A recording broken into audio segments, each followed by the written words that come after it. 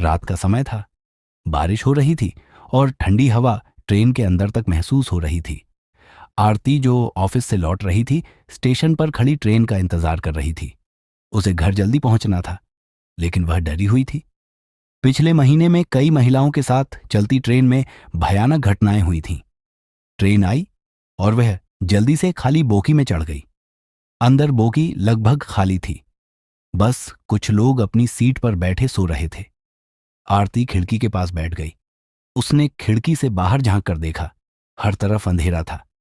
बारिश की बूंदें खिड़की से टकरा रही थीं। तभी उसकी नजर एक अखबार पर पड़ी। उस पर बड़ी बड़ी हेडलाइंस थीं। चलती ट्रेन से महिला को फेंक कर मारा गया। ये पढ़कर आरती का दिल घबरा गया। उसने जल्दी से अखबार वापस रख दिया और खुद को शांत करने की कोशिश की। थोड़ी देर बाद बोगी के अंदर एक लड़की आई। वह भी नौकरी पेशा लग रही थी। उसने चारों तरफ देखा और दरवाजे के पास वाली सीट पर बैठ गई। ट्रेन ने रफ्तार पकड़ ली और आरती ने अपनी घड़ी देखी। रात के 1:45 हो रहे थे। कुछ मिनटों के बाद दो आदमी बोगी में घुसे। उनके चेहरे गमछे से ढके हुए थे।